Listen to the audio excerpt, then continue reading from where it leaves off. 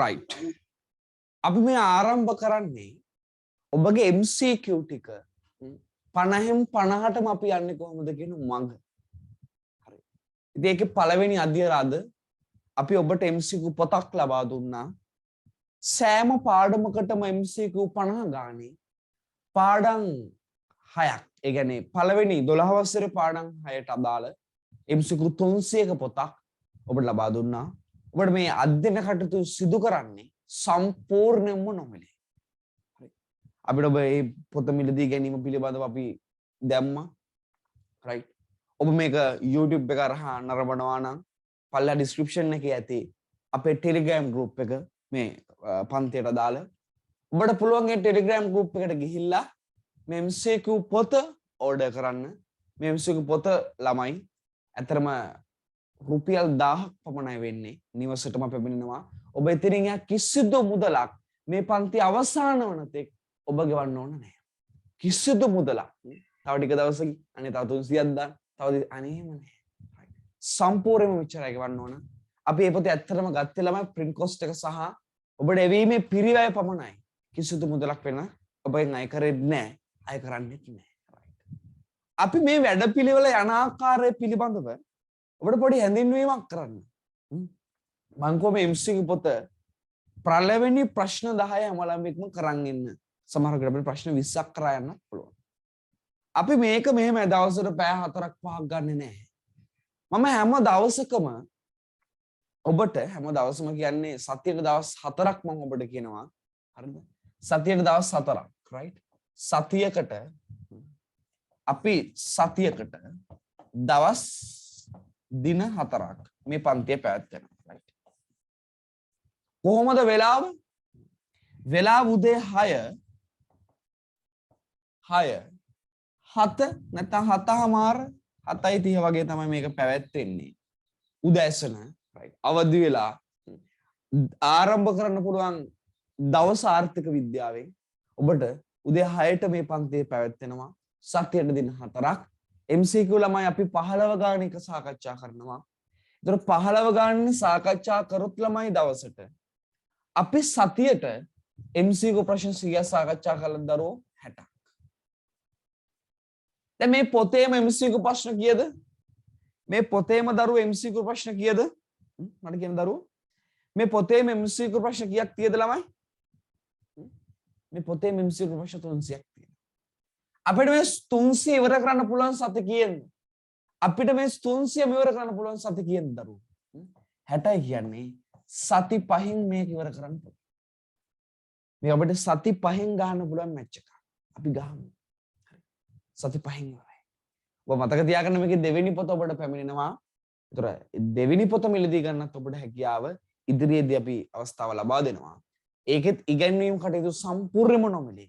ඒතර ඔබට පොත ලබා ගැනීම සඳහා පමණයි මේ යම් වගේ මුදලක් ඔබට ගෙවන්න වෙන්නේ. ඒක පිළිබඳව මම දැනුවත් කරන්නම්. ඒ පොතත් මේ දිනවල තුලදී මම ප්‍රශ්න හදාගෙන යන ගමන් තියෙන්නේ. අපිට මේ පොතත් ඉදිරි දින තුල ඒ කියන්නේ මේ පොත අවසානයේදී ඔබට ලබා ගන්න පුළුවන්. එතකොට මේක කොහොමද දැන් මේක ඔතනින් අවසන් දහන්නේ නැහැ. මෙහෙමයි. ඔබ මේක කරන්න ඕන පිළිවෙලක් තියෙනවා. දැන් මේකේ පළවෙනි පාඩමට අදාළව MCQ 50ක් තියෙනවා. අපි දැක්කොත් ෆස්ට් ලෙසන් එකට MCQ 50ක් තියෙනවා. ওই MCQ 50 අපි තුමු දවස් 4න් සාකච්ඡා කරලා ඉවර වෙනවා කියලා. right 15 4 60යි. අපි 10ක් අයින් කරොත් සතියෙන් කතා කරලා ඉවරයි. දවස් 4ේ. ඒ සතියේ දින 4ද නේ. අපි මේ පන්තිය පවත්වන්නේ සතියේ දින 4යි. එතකොට ඔන්න ඔබට මම කාලයක් දෙනවා. right අපි ඊළඟ MCQ 50ට යන කලින් හැම ළමෙක්ම 2015 ඉඳලා පාස් පේපර් කරා. 2015 ඉඳලා 2021 දක්වා අවුරුදු 7ක් 15 16 17 18 19 20 21. ඔබ අවුරුදු 7ක් ඒ ප්‍රැක්ටිස් වෙච්ච MCQ ප්‍රශ්න ටික ඒ පාස් පේපර් වල කරන්න. ඔබට පාස් පේපර් නැත්තම් print out එකක් ගන්න. පොතක් තියෙනවා නම් ඒ පොතේ කරන්න එපා. මොකද මේ පොත ළමයි අපිට තව කාටවත් ලබා දෙන්න පුළුවන් ඊළඟ අවුරුද්දේ. නිසා පොත්වල ලියන්න එපා. මම ඔබට කරන ආරාධනාවක්. අපි වෙනම වැඩපිළිවෙලක් ඉස්සරහදී යන්. මේ පොත දෙන්න එපා කියන්නේ විනාශ කළා දාන්න එපා. අපි පොත ඉදිරියේදී තවත් ඔබ වගේම අධ්‍යයනය කටයුතු කරන ළමෙක්ට ලබා දෙමු. ඊට පස්සේ පෑංගිරි ඇඳලා විනාශ කරන්න එපා. ලස්සනට පොත පිට කවරයක් දාලා තියාගන්න. ඒතර ඒකට අදාළ උත්තර ටික පොඩි කොලයක් කරන් දාන්න. 2015 මෙන්න මේ ප්‍රශ්න ටිකට අදාළ මෙන්න උත්තර ටික. අන්න මේ ටික අපි ප්‍රැක්ටිස් වුණා පාස් පේපර් ටික කරා. හරිද? පාස් පේපර් ටික කරා. අන්න දැන් අපේ ඊළඟ ප්‍රොජෙක්ට් එක තමයි ඒක. අපේ මේ පාස් පේපර් බුක් ටික එකතු කරලා අපේ පන්ති වල ළමයින්ගේ ඒ වගේ වෙනත් ළමයින්ගෙන් ඒ පාස් පේපර් බුක් ටික එකතු කරලා අපි එක බෙදා හරිමු ළමයි. ඔයා වගේම අධ්‍යයනය කරන ළමයින් මම මේක ඉස්සරත් කිව්වා ඔබගේ පාස් පේපර් පරිස්සමෙන් පරිහරණය කරන්න කියලා. එතකොට අපි මේ වගේ පාස් පේපර් ටික කරන් යනවා. ඔබ හිතන්න ළමයි ඔබට තේරෙනවද? ඔබට මේ පොත් දෙක අවසන් වෙද්දී ඔබට මේ 2015 ඉඳලා 2020 කරන වෙනතෙක් සියලුම පාස් පේපර් ටිකත් ඉවරයි. MCQ. ඒක තේරෙනවද ළමයි? ඔබට ඒක තේරෙනවද? ඔබට තේරෙනවද? ඔබට මේ පොත් දෙක අවසන් වෙද්දී 2015 ඉඳලා 21 වෙනකන් සම්පූර්ණ MCQ ටිකත් ඉවරයි. ඒතර මතක තියාගන්න ළමයි. ඔබ MCQ 50 ඒවා 12ක් කරනවා 600යි පොත් දෙකේ. ඒ වගේම තමයි ළමයි පාස් පේපර් ටික. පාස් පේපර් ටික අවුරුදු 7යි 50 ගානේ. එතකොට ළමයි එතන තියෙනවා 350ක්. රයිට්. 950යි. ළමයි මතක තියාගන්න. හරි. ඊට අමතරව අපි මොඩල් පේපර් කරනවා. අපි දැනට මොඩල් පේපර් 6 යන්නේ. ඉතින් ඔතනත් අපි කරා ළමයි 25 ගානේ 6ක්. රයිට්. දැනට මම කරපු ටික කියන්නේ 150ක්. හැබැයි අන්තිම පාඩම් වල තිබ්බා අපි 30ක් කරා. සාමාන්‍ය 180ක් විතර කරා. දැනට ඔක මතක තියාගන්න ළමයි තව මොඩල් පේපර් අනිවාර්යෙන් 10ක් 15ක්වත් ඔබට සාකච්ඡා කරනවා. ඒතර මේ 15ත් අතුරු ළමයි සාමාන්‍ය MCQ 500ක් විතර සාකච්ඡා වෙනවා. 500 650ක් විතර මේ ටිකත් එක්ක. අපි දාමු 650. 650යි 700යි 10යි 1600ක් සාකච්ඡා වෙනවා. ඊට අමතරව ළමයි ඔබගේ දැන් ජාති ගිණුම් කරන ඉවර වුණාට පස්සේ රිවිෂන් ඔන්න තියරි පන්තියේ සාරාර්ථිකෙත් එක්ක අපිට පේපර් එකක් තියෙනවා 12 වසර සම්පූර්ණ ආවරණය වෙන පරිදි. ඒකෙත් MCQ 50ක් තියෙනවා. වගේ සාමාන්‍ය වල MCQ 3000ක් විතර විභාගයේ අවසන් වෙන්න කලින් නේ විභාගයේ අවසන් වෙනට වැඩක් නැහැ නේ. විභාගෙට මුහුණ දෙන්න කලින් අපි සාකච්ඡා කරමු. එනිසා මේ අද පටන් ගන්න ලොකු වැඩපිළිවෙලක්. රයිට්. ඒ නිසා ඕන කමින් එන්න. ළමයි ගේමක් ගහන්න ඕන. අරමුණක් තියෙන්න ඕන. හරි. අපි MCQ ටික හදාගමු. අපි ලියන ප්‍රශ්න ටික හදාගන්න ආකාරය මම දවසට ඔයාලට දාන work to do list එකක්. ඒතර අද අපි දානවා ඔයාලට 2019 මුදල් ප්‍රශ්නේ මම අද ඒක දාන්න දැන් හදලා තියෙන්නේ. ඒක මම ගෲප් වල share කරන්න. right. එන්න අපි වැඩේට එමු. එහෙනම් හා පුරා කියලා ලස්සන MCQ පොත ගන්න. ඒ ලස්සනට තියෙනවා ලස්සන පිටකරුත් එක්ක. right. එහෙනම් මම හිතන ඔබ පළවෙනි ප්‍රශ්න 10 කරන්න ඇති කියලා උපකල්පනය කරමින් අපි පටන් ගමු පළවෙනි ප්‍රශ්නේ. එතකොට අපිට තියෙනවා ළමයි පළවෙනි පාඩම කියලා. ආර්ථික දැන් පාඩම් වශයෙන් වෙන් කළ තියෙන්නේ. ආර්ථික පද්ධතික මූලික ආර්ථික ප්‍රශ්න හා ඒවා විසඳා ගන්නා විකල්ප ක්‍රම තුලනාත්මකව විග්‍රහ කරයි. පළවෙනි පාඩමේ නම්. ඒතර ඒ පළවෙනි පාඩම ඉඳන් කවරක් දැම්ම ආරක්ෂාවට නියමයි නේද? ළමයි MCQ ඔය කවරකුත් දා ගන්න හැම ළමෙක්ම මේ පොතට හම්බුණු ගමන් කවරයක් දා. ඔක ළමයි MCQ 50 අවසාන වෙන්නේ ඔබ බලන්න පිටු අංක 10යි. පිටු අංක 10 වෙනකන් මේක MCQ 50 තමයි තියෙන්නේ. අපි පළවෙනි එක බලමු. පළවෙනි එක අපිට කියනවා පහත ප්‍රකාශ අතුරින් අභිමතානුරූපී ප්‍රකාශය තෝරන්න. දැන් ඔයක මම චුට්ට මතක් කරවලු. අභිමතානුරූපී ප්‍රකාශය. ළමයි මේ අභිමතානුරූපී ප්‍රකාශ කියන්නේ අපිට අඳුන ගන්න ලේසි ක්‍රමයක් තියෙනවා. කියන්න බලන්න. අපිට අභිමතානුරූපී දැකපු ගමන් නැත්නම් ප්‍රකාශ කීපයක් ටිකක් දීපු ගමන් මේක අභිමතාන් රූපී අපිට කියලා අඳුන ගන්න ලේසි ක්‍රමයක් තියෙනවා. මොකක්ද? අවසානයේට යුතිය තිබීම නේද? හරි. එහෙම කටපාඩම් කරන් ඉන්නවා නම් ඔබට බුදු සරණයි. එහෙම නොවන අවස්ථා ඕන තරම් තියෙනවා. ඒතර මෙතෙන්දී ළමයි අපි අභිමතාන් රූපී කියලා අපි හඳුනා ගන්න අවස්ථා දෙකක් තියෙනවා. අපි මේ ක්‍රම දෙකට හඳුනා ගන්නවා. එකක් තමයි ළමයි මේක පුද්ගල බද්ධ වෙන්න ඕන. ඒ කියන්නේ මේක විෂයානුබද්ධ දෙයක් නෙවෙයි. පුද්ගලයෙකු මෙසේ සිදු වුණා නම් හොඳයි කියලා දකින්න දෙයක් වෙන්න. right. දැන් මම දකින්න දෙයක්. මං කියනවා මේ මරු වරේම වුණා නම් මේක සුපිරි. අන්න අර පුද්ගල බද්ධ දෙයක්. ඒ වගේම දරුවෝ මේක හරි හෝ වැරදි බව ඔප්පු කළ නොහැක. මේක හරි හෝ වැරදි බව ඔප්පු කළ නොහැක. අනේ හරි හෝ වැරදි බව ඔප්පු කරන්න බෑ. අන්න ළමයි කතන්දර දෙක. right. මගේ අකුරු පට්ට ලස්සනයි. ඒ නිසා පට්ටට පේනවා ලියා ගන්න. ඔබට අවශ්‍ය ඔබ මේක කොහේ හරි ස්ටිකි නෝට් එකක් දාගන්න. මේ MCQ book එකේම ඔබ ස්ටිකි නෝට් නැත්තම් මං කිව්වා මගේ එක්සෑම් වලට ලකුණු ගත්තාම ඔබට මේ මාස කිහිපයකට මාසෙ ස්ටිකි නෝට් ඔබට එවනවා. ඒක මං කලින් විභාගවලත් කිව්වා. right. ඒ නිසා පළවෙනි 10 ඇතුළට එන try එකක් දෙන්න. ඒතර තමයි ඔබට මේ අභිමතාන් රූපී ප්‍රකාශ කියලා කියන්නේ මොකක්ද කියලා හඳුනා ගන්න පුළුවන් එක දෙයක් තමයි මේව පුද්ගල බද්ධ වෙන්න ඕන. මිනිස්සුන්ට බද්ධ දෙයක් වෙන්න ඕන. පුද්ගල බද්ධ. ඒ කියන්නේ මේ දේ විෂයානුව නෙවෙයි කියන්නේ. මට අනුවද මම හිතනවා ඒක මම ආසයි එහෙම වෙනවා දකින්න. අන්න පුද්ගල බද්ධයි. ඒ වගේම ළමයි මේක හරි හෝ වැරදි බව ඔප්පු කරන්න බෑ. අපිට කරුණු අරන් මේක හරි හෝ වැරදි බව ඔප්පු කරන්න බෑ. හේතුව තමයි පුද්ගල බද්ධයි. කාට හරි කියලා ඔප්පු කරන්න බෑ හරියට. right. ඒ වගේ වැරදි කියලා ඔප්පු කරන්නත් බෑ. එක එක තර්ක කියනවා. එයාගේ දැනුම විදිහට එයා කියනවා මේක හරි. තව කෙනෙක්ගේ දැනුම විදිහට එයා කියනවා නෑ මේක වැරදි. ඔප්පු කරන්න බෑ. ඒ දැනුම් මට්ටම් වලට තර්ක කරන්න. හරි.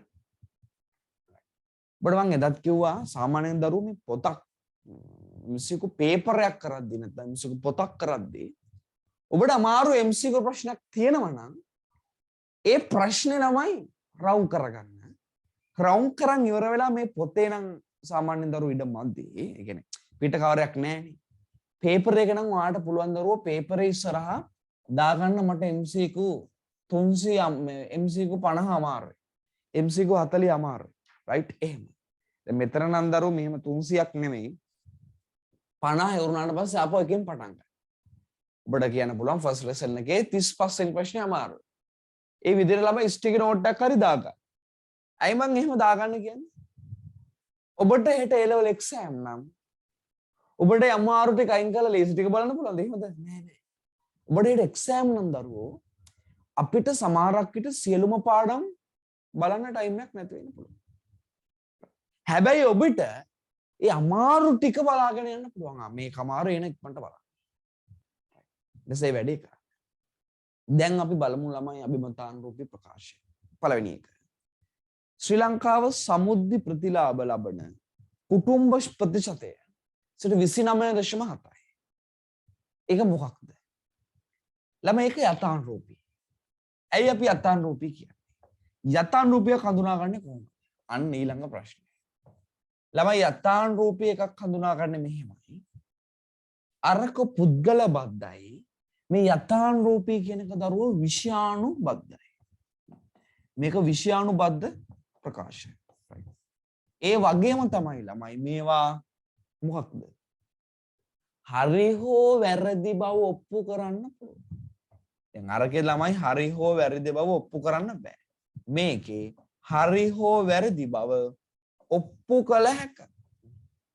අපිට හරි හෝ වැරදි බව ඔප්පු කරන්න පුළුවන්. අන්න අරක හරි හෝ වැරදි බව ඔප්පු කරන්න බෑ. විෂයානුබද්ධ නෑ, ඒක පුද්ගල බද්ධයි.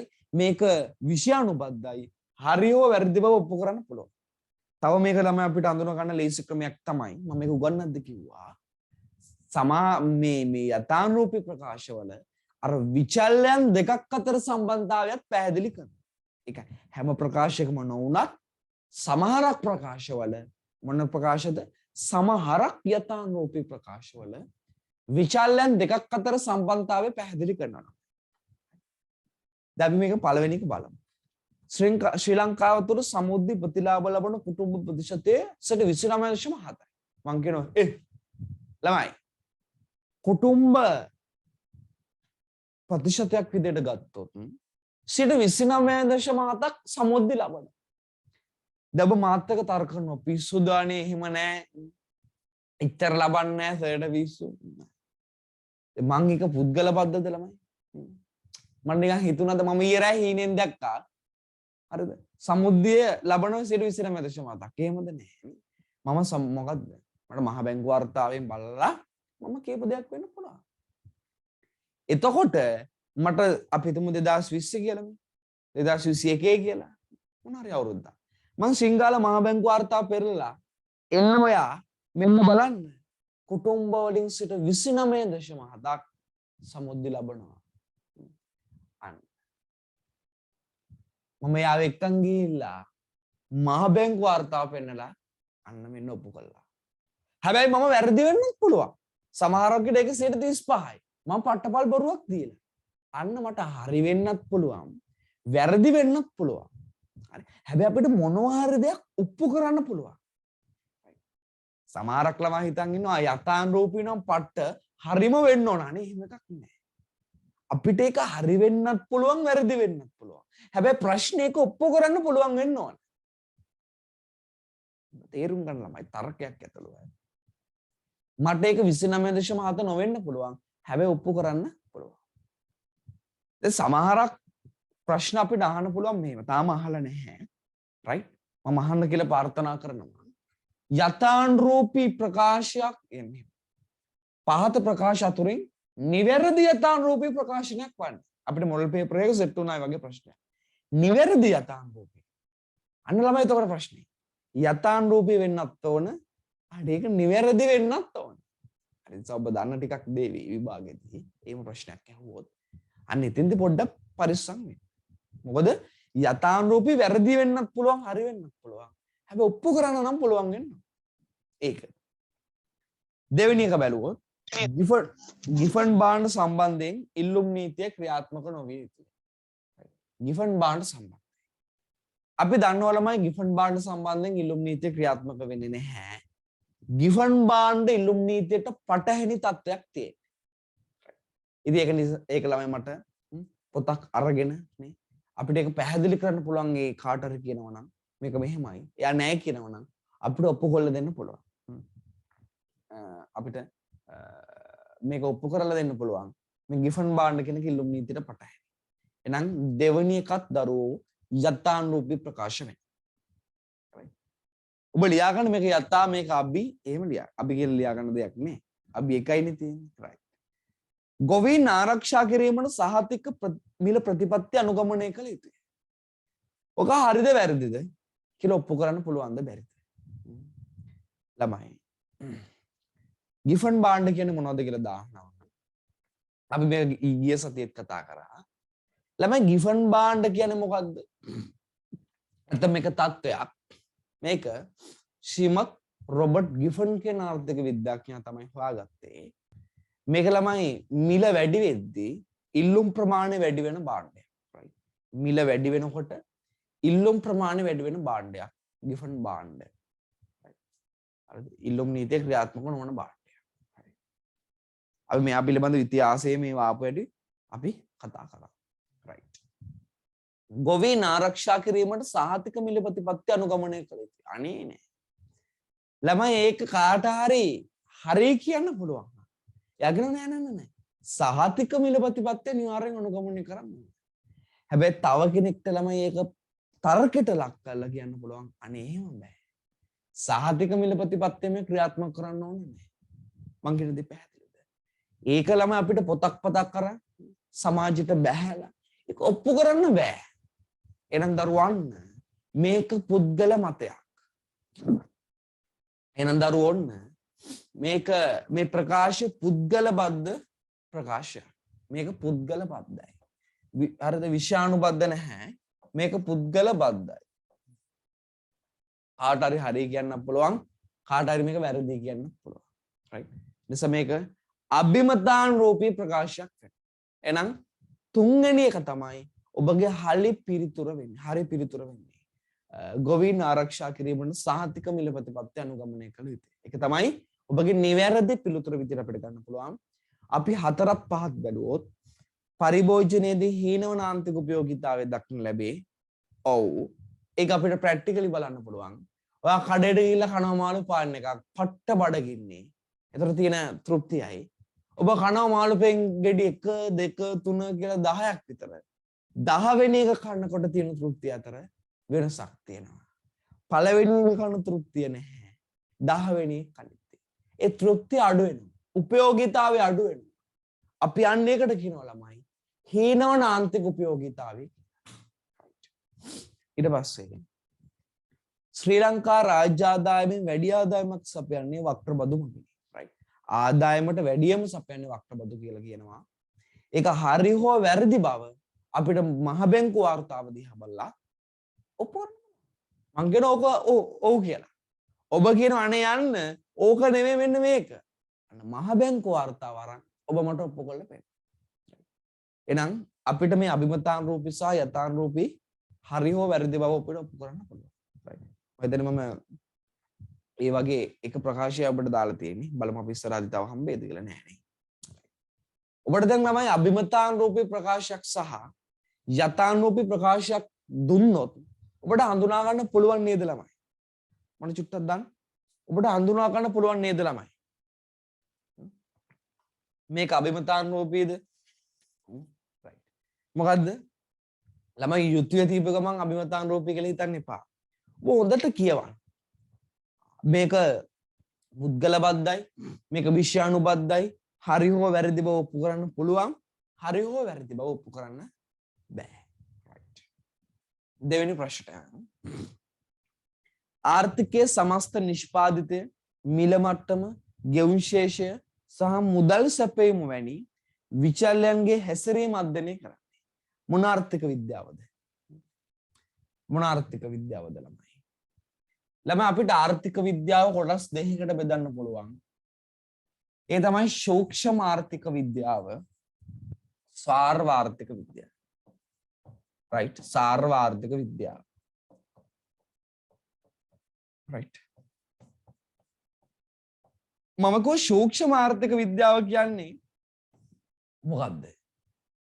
ළමයි සූක්ෂම ආර්ථික විද්‍යාව කියන්නේ අපි මේ පොඩි පොඩි ඒවා අරන් පොඩි ඒවා කියන්නේ ආර්ථික පද්ධතියක තියෙන කුඩා විචල්යන් ගන්නවා අරගෙන යාගේ හැසිරීම අධ්‍යයනය කරනවා. right? සාර්වාර්ථික විද්‍යාව කියන්නේ වට තේරෙන වචනේම සාරයි මැක්‍රෝ මේක මයික්‍රෝ මැක්‍රෝඉකොනොමික්ස් සාර්වාර්ථික විද්‍යාව කියන්නේ ඒ ආර්ථික පද්ධතියේ සමස්තයක් ලෙසගෙන ඒ ව්‍යුහය කාර්ය සාධනය අන්න අපි අධ්‍යයනය කරන එක සාර්වාර්ථික විද්‍යාව. කුඩා එකක විචල්යන්ගේ හැසිරීම අධ්‍යයනය කරනවා සූක්ෂම. අපි සමස්තය ගැන අධ්‍යයනය කරනවා නම් සාර්වාර්ථික විද්‍යාව. දැන් අපිට මම අහන ප්‍රශ්නේ මෙතනින් මොකක්ද මේක මේ කියන දේවල් සූක්ෂමද සාරවත්? දැන් ළමයි අපි මේක තව උදාහරණයකින් මම පොඩ්ඩක් කිව්වොත් මම කියනවා ළමයි මේක මහා ලොකු ඝන කැලයක් නම් අක්කර 5ක ඒ අක්කර 5 තමයි සාර්වාර්ථික විද්‍යාව. අපි මේ අක්කර 5 ගැන කතා කරනවා. හැබැයි අක්කර 5 තියෙන එක ගහක් ගැන කතා කරනවා නම් ළමයි කැලේ අන්න ඒක සූක්ෂම. අර එහෙම මතක තියන්න. ලොකු පිට්ටනියක් තියෙනවා ඒ පිට්ටනිය ගැන කතා කරනවා නම් සූක්ෂම. හැබැයි පිට්ටනියේ තියෙන තන එක අපි කියන තනකොළ ගහක් කතා ගැන කතා කරනවා නම් ඒක සූක්ෂම. දැන් මෙතන අහන්නේ දරුවෝ මෙතන කියන්නේ සමස්ත නිෂ්පාදිතය. එන්නේ කියන්නේ වාගේ gedara නිෂ්පාදිතය. ඒක ආයතනයක නිෂ්පාදිතය නෙවෙයි කියන්නේ. මිල මට්ටම්. එදින්ද කියන්නේ දරුවෝ එක භාණ්ඩක මිල. මෙතනද කියන්නේ සමස්ත මිල මට්ටම. ගෙවුම් ශේෂ සහ මුදල් සැපයීම. ළමයි ඔය සියල්ලෙන්ම කතා කරන්නේ සමස්තය ගැන. අපි ඒ නිසා ඒක ස්වාර්වාර්ථික විද්‍යාවට දානවා. සමස්තය. හැබැයි දරු ඔතන කතා කරා නම් එක භාණ්ඩයක් ගැන, ඔතන කතා කරා නම් තනි ආයතනයක් ගැන, ඔතන කතා කරා නම් තනි කුටුම්බයක් ගැන, ඔතන කතා කරා නම් අපි රජයක් ගැන, රජයේ තීරණ ගැන. අන්න ඒවා අපි සූක්ෂම ආර්ථික විද්‍යාවට එනවා. හැබැයි මේ සමස්ත ගැන කතා කරනවා සාර. දැන් මම ඔබගෙන් පොඩි ඔබට ගැටෙන සුළු තැන් 3-4ක් අපි පොඩ්ඩක් ඇහුවොත්. දැන් මේකේ පිළිතුර නම් දරුවෝ සාර්වාර්ථික විද්‍යාවට පිළිතුර අංක 1. හරිද? පිළිතුර අංක 1. දෙකට පිළිතුර අංක 1. ඔබට මම අහනවා. ඒක මේ ගැටෙන සුළු ටිකක් අපි ඒ නිසා එක පොඩ්ඩක් බලමු. 1. මට කියන මේක සූක්ෂමද සාරද? ඔබට ලේසි නම් මැක්‍රෝද මයික්‍රෝද කියලා දාන්න MI ඔබට ලේසි නම් නැත්නම් ඔබට සූක්ෂම සාර කියලා ටයිප් කරන්න ප්‍රශ්නයක් නෑ ඕන එක. ළමයි මම කියනවා අපේ ඒක පුද්ගල ආදායම සූක්ෂමද සාරද? අපි දන්නවා ඒක පුද්ගල ආදායමක් අපි ගණනය කරනවා දලදේශ නිෂ්පාදිතය මධ්‍ය වාර්ෂික ජනගහනයෙන් බෙදලා. ඒතර මේ ඒක පුද්ගල දලදේශ නිෂ්පාදිතය එනවා. නැත්නම් අපිට පුළුවන් ඒක පුද්ගල ආදායම මේක දල ජාතික ආදායමෙන් ගන්නත් ඔබ දන්නවා. දල ජාතික ආදායමෙන් ගන්න දල ජාතික ආදායම බෙදනවා මධ්‍ය වාර්ෂික ජනගහනය. මේක ළමයි මයික්‍රෝද මැක්‍රෝද සූක්ෂමද සාරද? ඔය ගැටන සුළුයි. බැලූ බැලමුට අපිට හිතෙනවා මේ කතා කරන්නේ එක පුද්ගලයෙකුගේ ආදායම. අයන ඒක පුද්ගල ආදායම කියන්නේ සූක්ෂමයි නේද? පොඩි නේද? අනේ නෑ. ළමයි. ඒක පුද්ගල ආදායම කියන්නේ ළමයි. ඇත්තරම සාර සංකල්පයක්. මේක ළමයි ඇත්තරම අපිට හම්බෙන ගාන නෙමෙයි. අපි කරන්න ළමයි දලදේශීය නිෂ්පාදිතය ගන්නවා. ඔබ දන්නවා දලදේශීය නිෂ්පාදිතය කියන්නේ සාර සංකල්පයක්. ඒක ළමයි බෙදනවා මධ්‍ය වාර්ෂික ජනගහනය. right. ජූලියකට තියෙන ජනගහනය මධ්‍ය වාර්ෂික ජනගහනය. අන්න තේරුම් ගන්න. එතෙන්දි මෙතන ළමයි මේ එක පුද්ගලයෙක්ට දැන් ඔයාගේ අම්මට අවුරුද්දට හම්බෙන වැටුප නෙමෙයි මේ කියන්නේ. ඇත්තටම ගොඩ මේ සමස්ත අගයක් අපි මධ්‍ය වාර්ෂික ජනගහනයෙන් බෙදගෙන සාමාන්‍යයෙන් මේව හම්බෙන්න ඕන හම්බෙන්නේ නෑනේ. ඒ නිසා මේව ළමයි මේ සූක්ෂම සංකල්ප. ඒක පුද්ගල ආදායම කියන්නේ සාර නෙමෙයි සූක්ෂම නෙමෙයි ස්වාර. ඔබට හිතෙනවා අනේ මේක එක එක්ට හම්බෙන ගන්න එන සූක්ෂම නෙමෙයි. මේක පුද්ගල ආදායම කියන දේ දරුවෝ අපි ගන්නෙ මේ දලදේශ නිෂ්පාදිත මධ්‍ය වාර්ෂික ජනගහනයෙන් බෙදලා. අපි එක ගානක් බලන්න. ඒතර ඇත්තටම කොත් අපි ඔයලගේ ගෙදර අම්මගේ තාත්තගේවත් එහා ගෙදර මිනිස්සයා ගැනවත් නෙමෙයි කතා කරන්නේ. අපි කියනවා පොදුවේ රටේ හැමෝටම එක්කෙනෙක්ගේ ආදායම අපි හිතන ඇමරිකන් ඩොලර් 3850ක් වෙන්න. අන්න ඒ වගේ ළමයි අගයක් කියනවා. ඉතින් ළමයි අපි කියන්නේ මේ සමස්තයටම ලංකාවෙන් හැමෝගෙම එක පුද්ගලගේ ආදායම එච්චරක් වෙන්න. මතක තියාගන්න එහෙනම් තරුවක් දාලා ඒක පුද්ගල ආදායම කියන්නේ දලදේ මේ සාර සංකල්පයක්. ඒක සූක්ෂම සංකල්පයක් නෙවෙයි. තව පොඩි දෙයක් මම කිව්වොත් මේක ඇමරිකා එක්සත්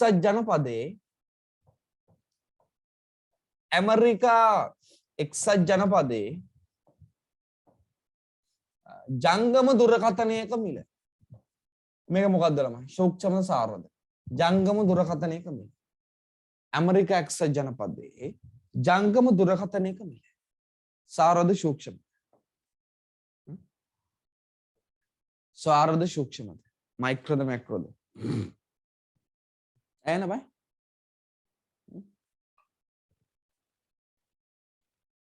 ළමයි ඒක සූක්ෂමයි. ඔබ හිතනවා රටක් ඉස්සරහට ආවහම ඒක සාර වෙනවා කියලා. නෑ.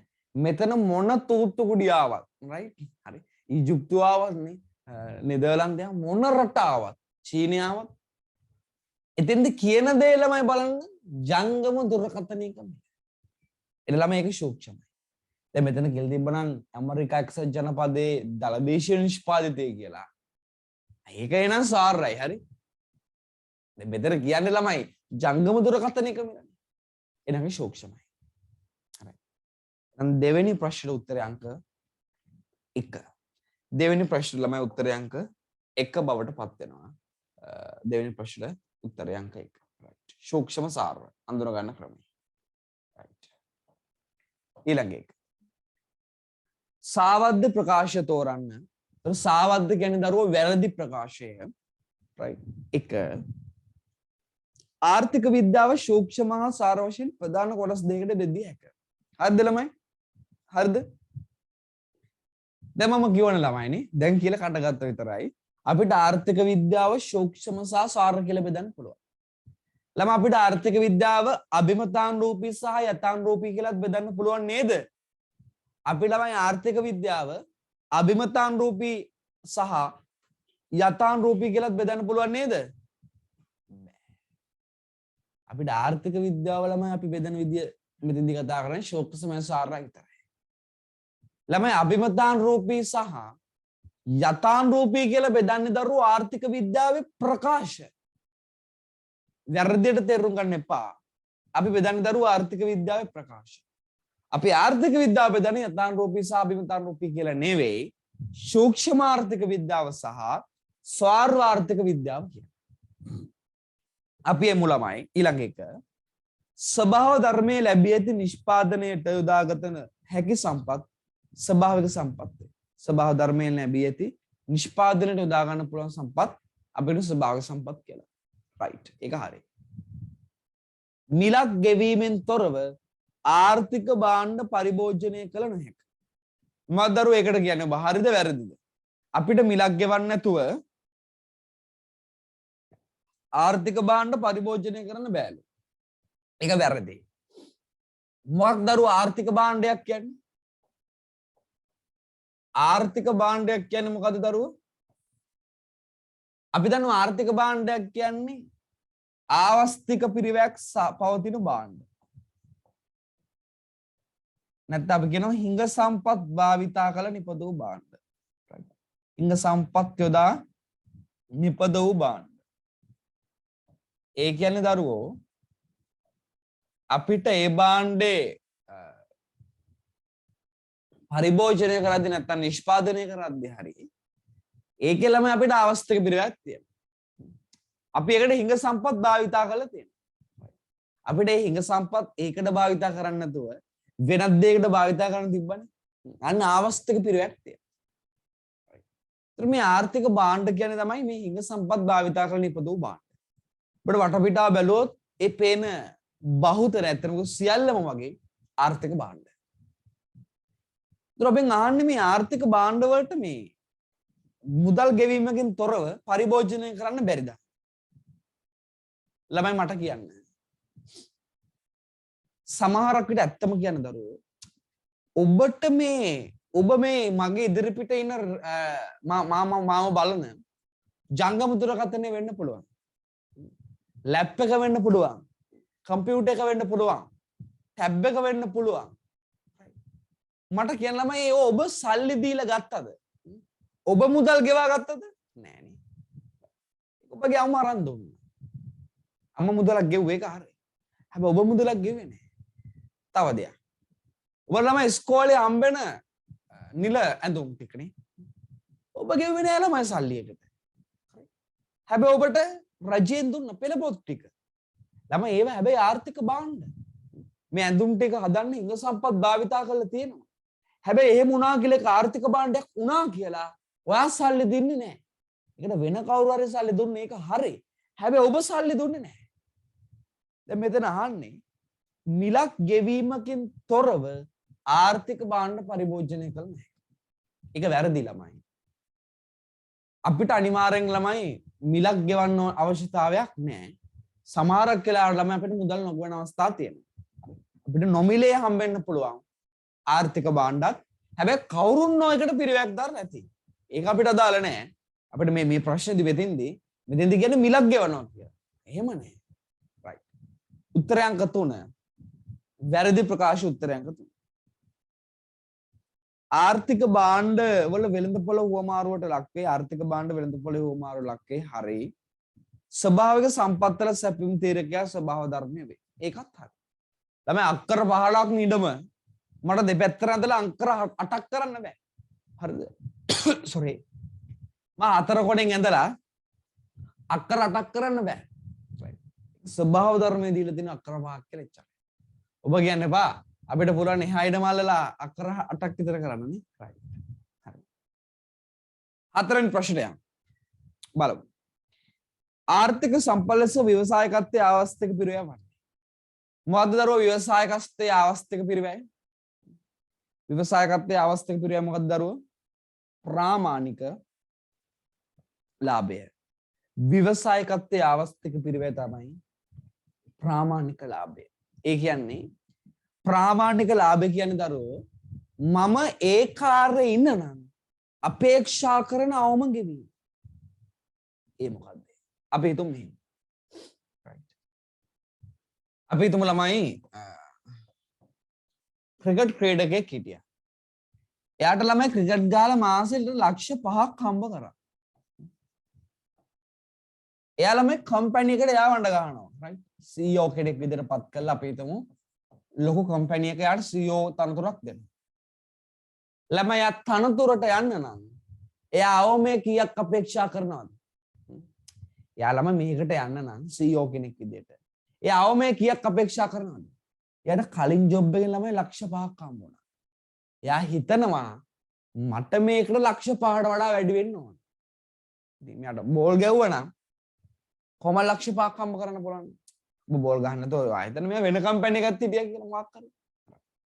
මෙයා ළමයි නම් මේ ජොබ් එකට යද්දී එයා අපේක්ෂා කරන අවම ගෙවීම මට ලක්ෂ 5ක්වත් තිබ්බොත් හොඳයි. අවමේ ලක්ෂ 5ක්. අන්න ළමයි අපි ඒකට කියනවා ප්‍රාමාණික ලාභය කියලා. එයා අපේක්ෂා කරනවා අනේ මට අවමේ රුපියල් ලක්ෂ 5ක්වත් තිබ්බොත් හොඳයි. අවමේ රුපියල් ලක්ෂ 5ක්වත් තිබ්බොත් හොඳයි. අපි අන්න ඒකට කියනවා ළමයි මේකට ප්‍රාමාණික ලාභය. මේකට අපි කියනවා ප්‍රාමාණික ලාභය. ප්‍රාමාණික ලාභය. එන උත්තරය අංක 1. 5. ප්‍රතිෂ්ඨාපනය කළ හැකි ස්වභාවික සම්පත් යටතට අයත් වන කාණ්ඩය තෝරන්න. ලැබ අපි දන්නවා ස්වභාවික සම්පත් කොටස් දෙකකට බෙදන්න පුළුවන්. ප්‍රතිෂ්ඨාපනය කළ හැකි සම්පත් සහ ප්‍රතිෂ්ඨාපනය කළ නොහැකි සම්පත්. right. ප්‍රතිෂ්ඨාපනය කළ හැකි සම්පත් කියන්නේ අපිට භාවිතා කරන්න පුළුවන්. හැබැයි ෂෙයා වෙන්නේ නැහැ මෙව නැවත ප්‍රතිජනනය වෙනවා. right. 3ට 3 නේද සර්? yes 3ට 3 දරුවෝ. දැන් මෙහෙමයි අපි ඒ සම්පත භාවිතා කරනවා. හැබැයි විනාශ වෙලා යන්නේ නැහැ. නැවත ප්‍රතිජනනය. ඔයා හිතන්නමයි ලංකාවේ මාළු දවසට කී දෙනෙක් ළමයි අල්ලනවද? හාල්මැස්සුම් බලන්න ඔයාලා සමහරක් විට ගම් නියම් ගම් කන්නේ. හාල්මැස්සු 10 15 දා ගන්නවනේ. සමහර වෙලට පවුල් පිටින් කන්නේ. මේ හාල්මැස්සු කොච්චර කනවද මාළු කොච්චර කනවද කියන්නේ. ඉතින් එහෙම කෑව කියලා බයි අපිට මාළු නැති වෙනවද මාර වැඩේ? මූදේ මාළු නෑ. එහෙම වෙනවද නෑ. ඒ මාළු නැවත ප්‍රතිජනනය වෙනවා. අපිට ස්වභාව ධර්මයෙන් හම්බෙච්ච දෙයක් කවුරුවක්වත් මූදර ගිහලා හැමදාම කෑම දැම්මේ නැහැ. right. මාළු ටික ඇති කරන්න. එළ බෝ කරේ නැහැ. අන්න මේ ස්වභාව ධර්මයේ දායාදයක්. හැබැයි ඒව නැවත ප්‍රතිජනනය වෙනවා. එන කිසියම් සම්පතක් තියෙන ස්වභාව ධර්මයෙන් දීලා ඒවා භාවිතා කරාට නැවත ප්‍රතිජනනය වෙනවා නම් අපි ඒව කියන ළමයි ප්‍රතිෂ්ඨාපනය කළ හැකි සම්පත. හැබැයි ස්වභාව ධර්මයෙන් දීපොත් තියෙනවා. හැබැයි නැවත ප්‍රතිජනනය කරන්න බෑ.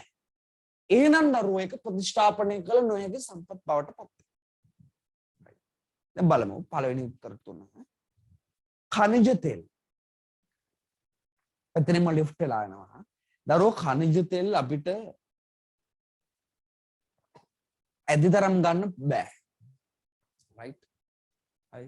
එහෙනම් දරුවෝ අපිට ඇතිතරම් ඛනිජ තෙල් ගන්න පුළුවන් නම් වරුන් එහෙම බෑ ළමයි. ඛනිජ තෙල් නිදියක් තියෙනවා. ඒ නිදි වලින් අපි ගන්න පුළුවන් ප්‍රමාණයක් තියෙනවා. ඊට පස්සේ ඉවරයි. හැබැයි ඒක සදාකාලික නෑ. දිගු කාලයක් ගියාට පස්සේ නැවත ගන්න පුළුවන්. right. දිගු කාලයක් ගියා. right. ඒ නිසා මේක අපි ප්‍රතිස්ථාපනය කළ නොහැකි සම්පතක්. right. අපිට ඉක්මනින් මේව නැවත ප්‍රතිස්ථාපනය වෙන්නේ නැහැ. වන සම්පත නම් ළමයි නැවත ප්‍රතිස්ථාපනය වන සම්පතක් විදිහට අපි සලකනවා. මොකද දරුවෝ අපි මේ කපන ගස් කපන විදිහට අපිට ගස් නැති වෙලාම යන්න පුළුවන්. යන්න එපා. හරි. හැබැයි දරුවා දන්නවා ගසක් කපනවා ගස් තව පැලවෙන්න පුළුවන්. right. හැබැයි මේක අසීමාන්තිකව විනාශ කරොත් ඉවරයි. right. ඒ වුණ බාධා ඇති වෙනවා. right. හැබැයි අපි ළමයි මේ ගස් දෙක තුනක් කැපුවා කියන ප්‍රශ්නයක් වෙන්නේ නැහැ. ඒ ගස් නැවත ප්‍රතිජනනය වෙන්න පුළුවන්. right. අපි ළමයි මේ ප්‍රතිස්ථාපනය කළ හැකි සම්පත් වලට අපි කියන මේ සජීවී සම්පත්. අපිට අඳුර ගන්න පුළුවන්. අපි ඉගෙන ගන්නනේ විද්‍යාවේදී ශාක වලට පණ තියේ කියලා. ප්‍රතිස්ථාපනය කළ නොහැකි සම්පත් නම් ළමයි අජීවී සම්පත්. ප්‍රතිස්ථාපනය කළ හැකි සම්පත් අපි කියනවා සජීවී. ප්‍රතිස්ථාපනය කළ නොහැකි සම්පත් වලට අපි කියනවා අජීවී. මේ ප්‍රතිස්ථාපනය කළ හැකි සම්පත්. මේ ප්‍රතිස්ථාපනය කළ නොහැකි සම්පත්. ඒවා අජීවී. වන සම්පත ස්වභාවික ගෑස් කියන දේ ප්‍රතිස්ථාපනය කළ නොහැකි සම්පත. දෙක වන සම්පත කියන්නේ ප්‍රතිස්ථාපනය කළ හැකි සම්පතක්. දීවර සම්පත් කියන්නේ ප්‍රතිස්ථාපනය කළ හැකි සම්පත්. ඒකෙන් දරු මත්ස්‍ය ජනගහන මත්ස්‍ය ඒ වගේම ඒ මත්ස්‍ය ඊට පස්සේ ඒ වගේම තමයි සාගරය ඒවා. ජල සම්පත ඒ තුනම දරුවෝ ප්‍රතිස්ථාපනය කළ හැකි සම්පත්. ඒ වගේම ස්වභාව ධර්මයෙන් හම්බෙච්ච සම්පත්. ඒ නිසා උත්තරය අංක 2. ප්‍රතිස්ථාපනය කළ හැකි ස්වභාවික සම්පත් ගණිතයටත් එන්නේ උත්තරය අංක 2. උත්තරය අංක 2.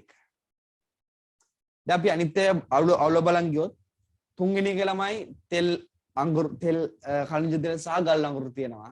ওই දෙකම ප්‍රතිස්ථාපනය කරන හැකි සම්පත්. හතරවෙනි එකේ දරුවෝ khනිජ සම්පත තියෙනවා. ඒ නිසා අනිත් දෙක හරි. ඒ නිසා අනිත් දෙක කියන්නේ මේ ස්වභාවික සම්පත් කියලා එකක් තියෙනවා. ඒක ගන්න බෑනේ. ස්වභාවික සම්පත් සියල්ලම ප්‍රතිස්ථාපනය කළ හැකි සම්පත් වෙන්නේ. ඒ නිසා ස්වභාවික සම්පත් කියන එකයි khනිජ සම්පත් කියන එකයි වැරදි වෙන්නේ. පස්වෙනි එකේ ස්වභාවික සම්පත් කියනක් තියෙනවා. ඒ නිසා ඉතින් දිගන්නත් බෑ. මනුෂ්‍ය සම්පත් කියලා තියෙනවා. රයිට්. හරි. ඒ නිසා ඒව ගන්න බෑ. ඒවා සිංගල අයින් කරලා දාන්න පුළුවන්. අපිට තර නිවැරදි පිළිතුර විදියට පස්වෙනි ප්‍රශ්නට අපිට උත්තර අංක 2 ගන්න පුළුවන්. 6. ආර්ථික විද්‍යාවේ කේන්ද්‍රීය ප්‍රශ්නය අපි දන්නවා මොකද්ද දරුවෝ? ආර්ථික විද්‍යාවේ කේන්ද්‍රීය ප්‍රශ්නේ ආර්ථික විද්‍යාවේ පදනම විදිහට අපි සලකන්නේ මොකද්ද? ආර්ථික විද්‍යාව ගොඩනැගුණේ මේ සියලුම ප්‍රශ්න ඇති වුණේ මොකක් නිසාද? ආර්ථික විද්‍යාවේ කේන්ද්‍රීයම ප්‍රශ්නේ මොකක්ද ඉක්මනට කියන්නේ? මොකද්ද? හරියටම හරියි. සම්පත් හිඟකම. ආර්ථික විද්‍යාවේ කේන්ද්‍රීය ප්‍රශ්න තමයි ළමයි සම්පත් හිඟකම. සම්පත් හිඟකම කියන්නේ මොකද්ද? අපි කතා කරා යම් දෙනද අවස්ථාවක අසීමිත මිනිස් වමනාවන්ට සාපේක්ෂව අසීමිත මිනිස් වමනාවන්ට සාපේක්ෂව මේ තියෙන සම්පත් ටික සීමිත වීමයි. සම්පත් සීමිත වීමයි. හරිද? හරිද? සම්පත් සීමිත වීම. එතකොට ඔබෙන් මං අහනවා මේ හිඟකම කියන නිර්වචන ලියද්දී ඇයි අපි යම් දෙනලද අවස්ථාවක් කියලා ලියන්නේ? අපි හිඟකම නිර්වචනය කරද්දී ළමයි ලියන්න ඕන යම් දෙනලද අවස්ථාවක නැත්නම් යම් නිශ්චිත අවස්ථාවක අසීමිත මිනිස් වමනාවට සාපේක්ෂව මේ පවතින සම්පත් ටික සීමිතයි. ඇයි? ඒකට හේතුව මෙහෙමයි. ළමයි අපි මේක මේ හිඟකම කියන දේ අපි එහෙම කතා කරන්නේ හේතුව තමයි මෙන්න මේක හොඳට අහන් ඉන්න මේක. අපි දුව ළමයි අපේ පොඩි කාලේ උමනා ගත්තොත් අපේ මොන්ටිසෝරි කාලේ උමනා ගත්තොත් මොනවද ළමයි? මහ ලොකු උමනා තිබ්බේ නෑ ළමයි. අපිට මොන්ටිසෝරි කාලේ ළමයි මහ ලොකු උමනා තිබ්බේ නෑ. අපි හිතමු එක ආසර කියලා. කාන්දම් පැන්සල් පෙට්ටියක් ගන්න. ඕව නේද ළමයි? එක දෙකේදී වගේ. කාන්දම් පැන්සල් පෙට්ටියක් ගන්න. ලස්සන බෑග් එකක් ගන්න. වතුර බෝතලයක් ගන්න. පොඩ මාරු කරන පැන්සලක් ගන්න. හාපට වල එක එක අර රූප තියෙන මකණයක් ගන්න. ওই වගේ දේවල්. ඔයගේ උමනාවන් ටිකක් තිබ්බා. ළමයි මේ උමනාවන් අපිට ඒ කාලේ අපිට තිබ්බ ආදායම මත ගන්න බැහැ. හැබැයි ඔබ වැඩුවොත් අපිට ඒ කාලේ උමනාවන් දැන් තියෙන ආදායමත් එක්ක දැන් අපිට ඒව ගන්න පුළුවන්. හැබැයි දැන් තියෙන ඒ උමනා නෙමෙයි. අපිට අර පොඩි කාලේ උමනා දැන් ගන්න පුළුවන්. ඒ මුණතර හිඟකම තරකට ලක් වෙනවා. අපි හිඟකම කියන්නේ දරුවෝ ඒ කාලේ උමනා ඒ කාලේ ආදායමත් එක්ක බලන්න. දැන් මගේ උමනා දැන් මගේ ආදායමත් එක්ක බලනවා මිසක් තව අවුරුදු 10කින් ගිහිල්ලා අන්න ඒ 10 තියෙන මගේ ආදායමයි දැන් තියෙන උමනායි බලලා හරියන්නේ නැහැ. සමහරක් විට ඒ උමනාවන් සපුරා ගන්න පුළුවන් තව අවුරුදු 10කින් මගේ ආදායම. අර පොඩි කාලේ උමනාව සපුරා ගත්තා වගේ. ඒ නිසා එහෙම බලලා හරියන්නේ නැහැ දරුවෝ. අපි බලන්න ඕන මේ යම් දෙනලද අවස්ථාවක මේ සම්පත් ටික අසීමිත උමනාවන් ටික සපුරා ගන්න ඇද්ද කියලා. හරි. මේ හිඟකම කියන එක සෑම සමාජයකටම පොදුයි. ඒක පොඩි ලොකු ප්‍රශ්න නෑ. දිලිඳු පොහොසත් ප්‍රශ්න නෑ.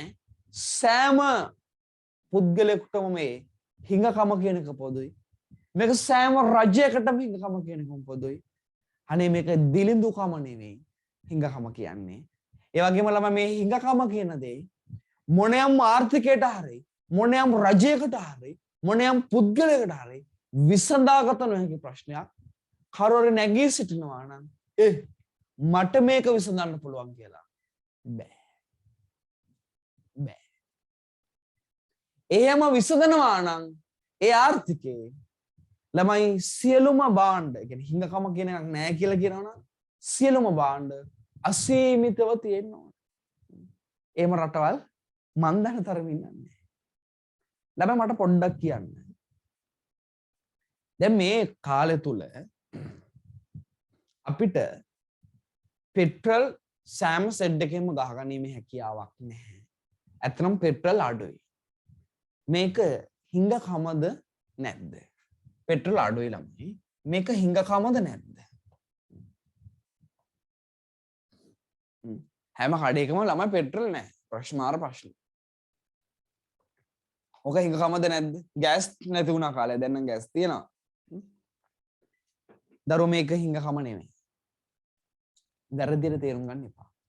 ඇයි මම එහෙම කියන්නේ? දැන් ඔබ කියනවා අනේ මේ සෙඩ් එකෙන් ගිහින් ගහනවා පෙට්‍රල් තියේ. ඔබ කියනවා ආයෙනම් මේ හිඟකම. ඔබ ඊළඟ දවසේ යනවා. පෙට්‍රල් තියේ. එන හිඟකම විසඳිලා නේ ළම. ඔබ කලින් දවසේ යනවා. ඒ මිනිස්සෙන් අහනවා පෙට්‍රල් තියද? අනේ නැහැ පෙට්‍රල් කොහොක්වත් නැහැ. ඔබ හිතනවා ආයෙනම් මේක හිඟකම. ඔබ දවස් 7න් යනවා කියලා හිතමු. 7න් ගියාද දින ඕන තරම් පෙට්‍රල් තියෙනවා. දැන් ඒතකොට හිඟකම නැති වෙලා ළමයි. ළමයි මෙතන ඒ අවස්ථාව දැන් මොකද්ද? හිඟකම නෙවෙයි ළමයි අපි මේකට කියනවා හිඟය. පෙට්‍රල් හිඟයක්. සැපය මූණතාවයක්.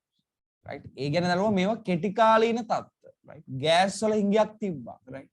හිඟකම නෙවෙයි රයිට්. ගෑස් වල හිඟයක් තිබ්බා. සමහර කාලවල ළමයි සමහර එළවලු වල හිඟයක් තියෙනවා. රයිට්. එක එක හේතුන් මත. රයිට්. මේවා මිනිස්සු හිතාමතා කරන ලබන ක්‍රියාමාර්ග වෙන්න පුළුවන්. ස්වභාවික ක්‍රියාමාර්ග උපද්‍රවයක් නිසා වෙන්න පුළුවන්. මොකක් හරි. අපි දමු කිරිපිටේ. රයිට්. අපි ආනයනය කරන්න එපා කියලා තීරුපද්දක් ගන්නවා විශාල. ඒතර මේ අර්සිතු මිනිස්සු හිතාමතා ගන්න ලබන ක්‍රියාමාර්ගය ඒක නෑ. ඒතර කිරිපිටේ හිඟයක් ඇති වෙනවා. ඒතර මේ ඒ තීරුපද්ද අඩු කරනවා කවදා? අන්න කිරිපිටි එනවා. අන්න හිඟේ අයින් වෙලා යනවා. මතක තියාගන්න මේ හිඟයයි හිඟකමයි කියන අතර වෙනසක් තියෙනවා. හිඟය කියන්නේ කෙටි කාලින සිද්ධියක්. ඒක විසඳ ගන්න පුළුවන්. හැබැයි හිඟකම කියනක නම් මේ කල්පයකටවත් මේක විසඳ ගන්න බෑ. එහෙනම් යන්න වෙනවා දිව්‍ය ලෝකෙට.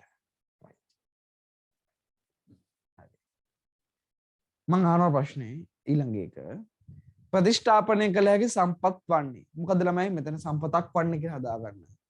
ප්‍රතිෂ්ඨාපනය කළ හැකි සම්පතක් මොකක්ද දරුවෝ? අපිට ප්‍රතිෂ්ඨාපනය කරන්න පුළුවන් සම්පතක් මෙතන පටලේසි පුත්‍රයන්ක එක ජලය අනිත් පොලිතීන් කියන දේවල් යපස් මානව සම්පත ඛනිජ තෙල්. right. ඒක අපිට මම මානව සම්පදාන ළමයි ස්වභාව ධර්මයේ දායාදයක් නෙවෙයිනේ. ඒක කොහොමද ස්වභාවික සම්පතක් නෙවෙයි. අපිට අනිත් තුන ගත්තොත් ළමයි ඒක ස්වභාවික සම්පත්. හැබැයි ඒක ප්‍රතිස්ථාපනය කළ නොහැකි සම්පත් ගණයට තමයි වැටෙන්නේ. ඒක අපිට නැවත ප්‍රතිස්ථාපනය කරන්න බෑ. උත්තර අංක 1 ජලය. 8 පහත සඳහන් ඒවායින් ආර්ථික නොවන භාණ්ඩය වන්නේ මොකද්ද කියලා අහනවා. ළමයි ආර්ථික භාණ්ඩයක් කියන්නේ මේ හිඟ සම්පත් භාවිතා කරලා නිපදවන භාණ්ඩය. ආර්ථික නොවන භාණ්ඩයක් කියන්නේ අපිට ශූන්‍ය මිලකදී අසීමිත සපයුමක් තියෙනවා. නැත්නම් භාවිතයේදී ආවස්තික පිරිවැයක් නැහැ. එවැනි භාණ්ඩ. ඒ කියන්නේ දරුවෝ මට කිසිදු මුදලක් ගෙවන්න නැතුව අසීමිතව භාවිතා කරන්න පුළුවන්. බලවෝ පළවෙනි එක සාගර ජලය. උදේ පාන්දරම වුණා. සාගර ජලය කියන්නේ ආර්ථික භාණ්ඩයක්ද දරුවෝ? ආර්ථික නොවන භාණ්ඩයක්ද? මෙව නිෂ්පාදනයේදී අවස්ථාවේ පිරිවැයක් යනවාද නැද්ද? එහෙම හිතන්න. සාගර ජලය නෑ ළමයි. මේවට අපිට ස්වභාව ධර්මයේ දායාද අපිට අසීමිතව ලැබෙනවා. අපි ඒ නිසා මේ ප්‍රතිෂ්ඨාපනය කළ නොහැකි සම්පත් විදියට ආර්ථික නොවන භාණ්ඩ විදියට මේක ගන්නවා. අවස්ථික පිරිවැයක් නෑ. right. අවස්ථික පිරිවැයක් නෑ. ඊළඟ එක නිදාස් අධ්‍යාපනය. ඔබට වචනෙන් තේරෙනවා නියන් වචනේ අර්ථව. මේක මෙහෙම වෙන්නේ නැති. කොහොමද? මේක මේ ආර්ථික නොවන භාණ්ඩයක් වෙන්නේ නැති. වචනේම තියෙනවා නිදාස් අධ්‍යාපනය කියලා. අපි ආර්ථික නොවන භාණ්ඩ වලට කියනවා ළමයි නිදාස් භාණ්ඩ කියලා. right. අපි මේක හඳුන්වනවා ළමයි නිදාස් භාණ්ඩ කියලා. ඒතර නිදාස් භාණ්ඩ කියලා හඳුන්වන නිසා නිදාස් අධ්‍යාපනයක් තියෙන නිසා මේක නිදාස් භාණ්ඩයක් නැත්තම් ආර්ථික නොවන භාණ්ඩයක් වෙන්න පුළුවන් කියලා හිතනවා. ළමයි ඔබට මම කලිනුත් කිව්වා මේ අධ්‍යාපනය ඔබට නොමිලේ හම්බෙන්න පුළුවන්. හැබැයි රජයට මේක නොමිල නෙවෙයි. එයා මේකට පිරිවැයක් දරනවා. ඔබ ළමයි කිසියම් භාණ්ඩයක් මම මේක පෙන්නලා කියනවා මේක ආර්ථික නොවන භාණ්ඩයක් හොඳේ. ඔබ එහෙම හිතන්න බෑ. ඔබ ළමයි කිසියම් භාණ්ඩයක් මම කියනවා නම් ඒක ආර්ථික භාණ්ඩයක්ද නොවන භාණ්ඩයක්ද කියලා. ඔබ මුලින් බලන්න ඕනේ.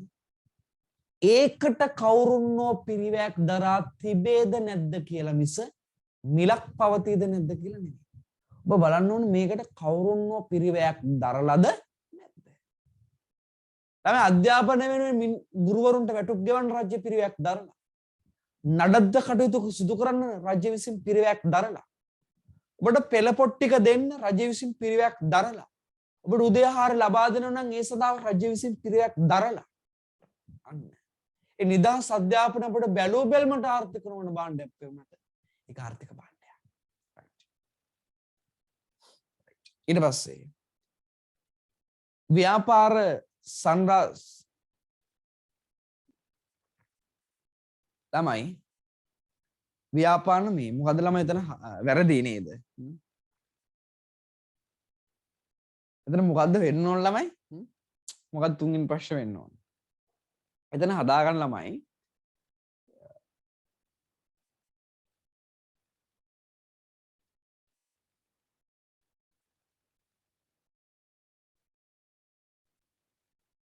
ව්‍යාපාර සංචාරයක් සඳහා දරන වියදම.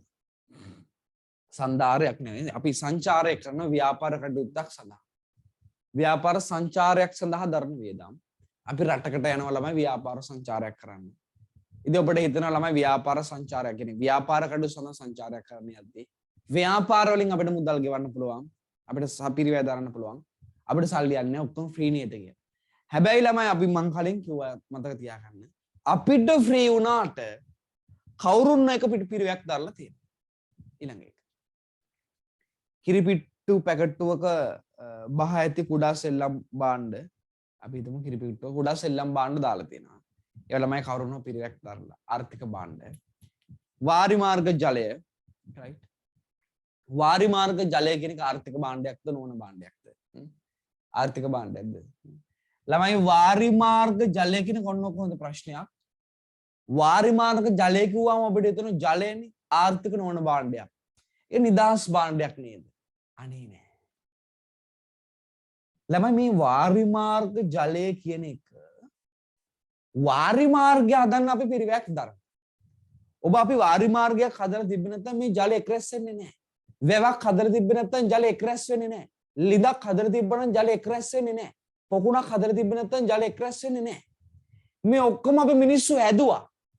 වැවක තියෙන ජලය කිව්වත්, ලිඳක තියෙන ජලය කිව්වත්, පොකුණක තියෙන ජලය කිව්වත් මිනිස්සුගේ නිර්මාණයක් වුණා නම් දරුවෝ ඒක ආර්ථික භාණ්ඩයක් බවට පත් වෙනවා. හයි? ඒ ජලය රැඳුනේ මිනිස්සු ඒව නිර්මාණය කරපු නිසා.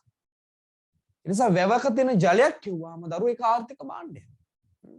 වැවේ ජලය කිව්වා. හරි? නිසා මතක තියාගන්න දරුවෝ ඒ වගේ විශේෂතයි. වැවක් ඊට පස්සේ පොකුණක් ඒ මිනිස්සුන් නිර්මාණයක් නේ ආර්ථික භාණ්ඩයක් බවට පත් වෙනවා. රයිට්. එහෙම නැතු වුණා නම් නික සාගර ජලය, ගංගා ජලය, රයිට්. ඒවනම් ආර්ථික නොවන භාණ්ඩයක් බවට පත් වෙනවා. රයිට්. ඊළඟ එක. ආර්ථික නොවන භාණ්ඩයට අදාළ පොදු ලක්ෂණයක් වන්නේ. මොකද්ද ළමයි පොදු ලක්ෂණය? ඒක ආර්ථික භාණ්ඩයක් වුණත්, ඒක ආර්ථික නොවන භාණ්ඩයක් වුණත් ඒක මොකක්ද? ළමයි ඒක ආර්ථික භාණ්ඩයක් වුණත්, ආර්ථික නොවන භාණ්ඩයක් වුණත් දෙකේම කියවන වචනයක් තියෙනවා. මොකක්ද? ආර්ථික භාණ්ඩ, ආර්ථික නොවන භාණ්ඩ. ආර්ථික භාණ්ඩ, ආර්ථික නොවන භාණ්ඩ. දෙකේම කියවන වචනයක් තියෙනවා. ආර්ථික කියලා කියන්න එපා බං. හරි. අරගේ ආර්ථික, අරගේ ආර්ථික නොවන කියලා කියනවා. භාණ්ඩ. හරි. ළමයි භාණ්ඩ. භාණ්ඩයක් කියන්නේ මොකද්ද?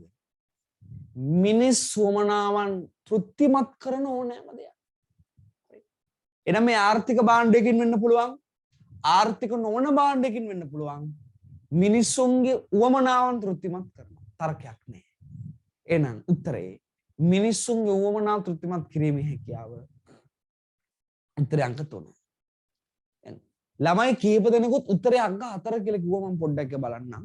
වෙළඳපොළ මගින් සම්පාදනය කිවි. නෑ ළමයි. ආර්ථික නොවන භාණ්ඩ වෙළඳපොළ මගින් සම්පාදනය කරන්නේ නෑ.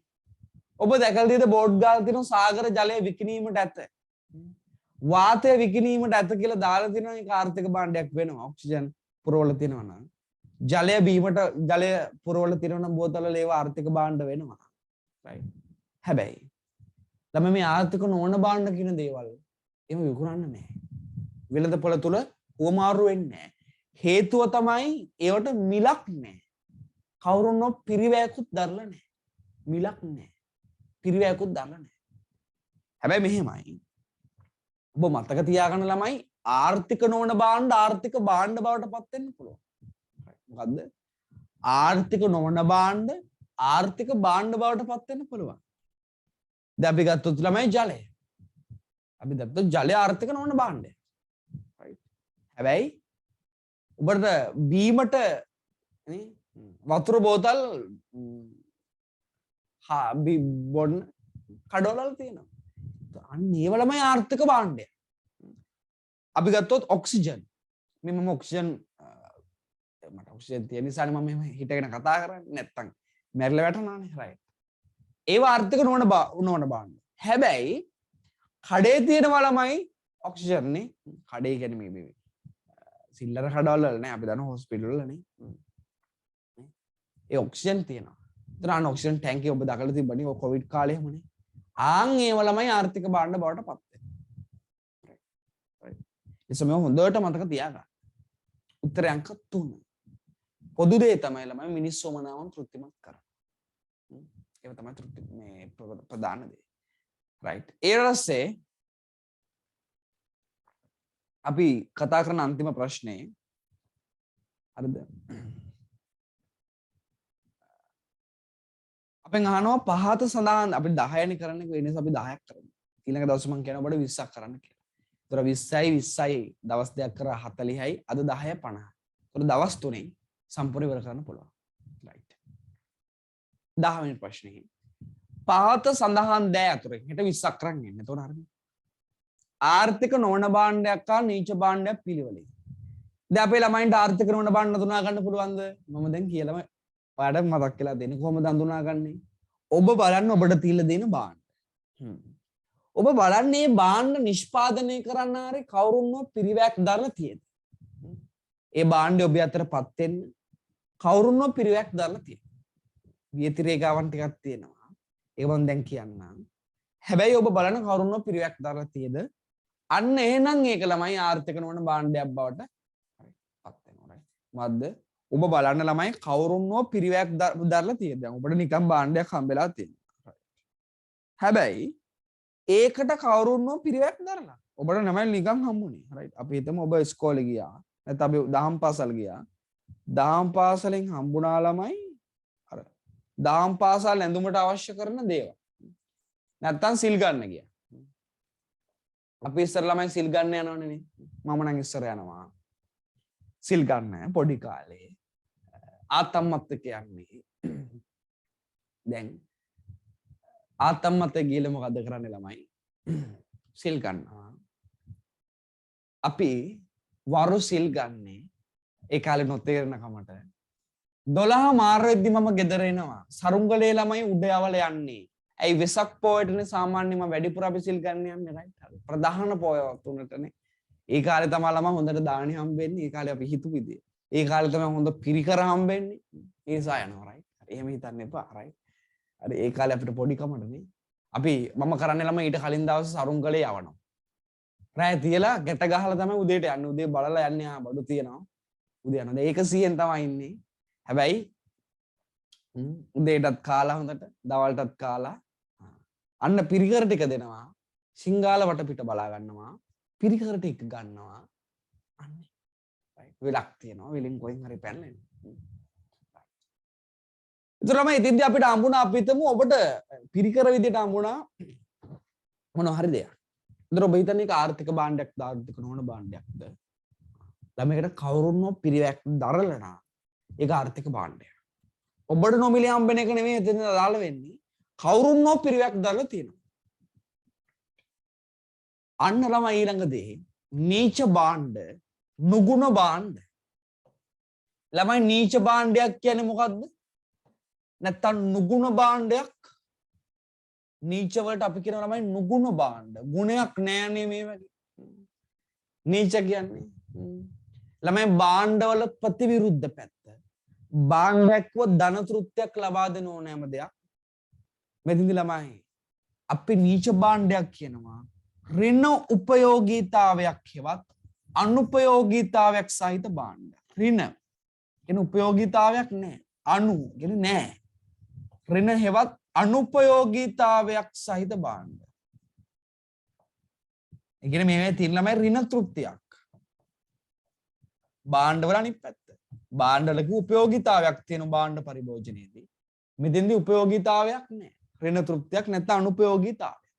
ඍණ උපයෝගීතාවයක් කිව්වොත් හරි. රයිට්. මොනවද මේවා? ඒ කියන්නේ මෙහෙමයි.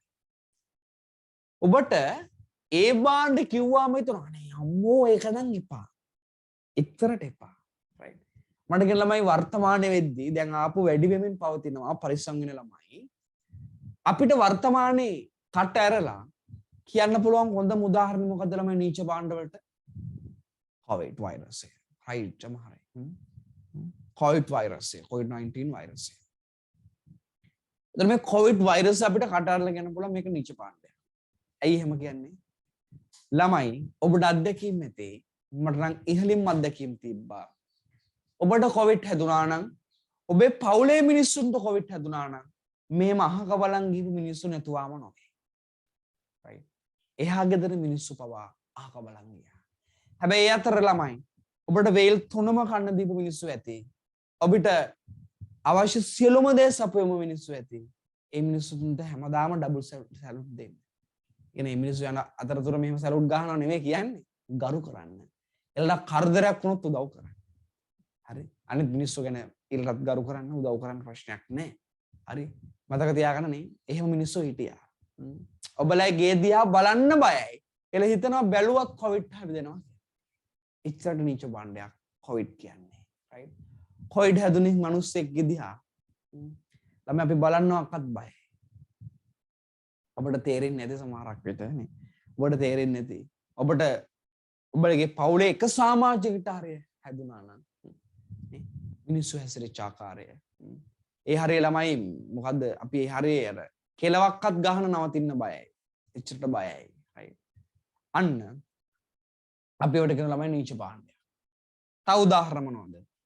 දැන් ඔයාලට මං කියනවා අපේ ගෙදර තියෙනවා දවස් 5කින් අස් නොකරපු කුණු. හරිද? දවස් 5කින් හොරේ. දවස් 5කින් අස් කළා නෑ. ඕනේ? මම අහන කෝල් එකක් දීලා. අපේ ගෙදර තියෙන දවස් 5කින් අස් කරපු නැති කුණු ඕනේ? ඔයා මට කියයි.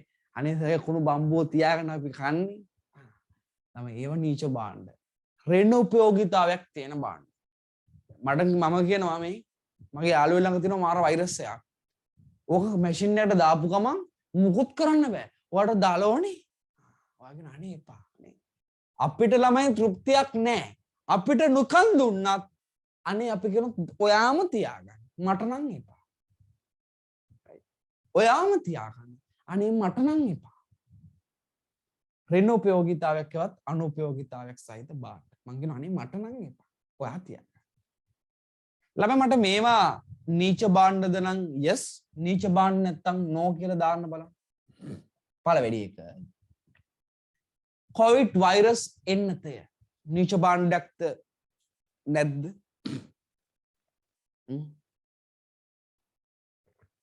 Covid virus එන්නතය.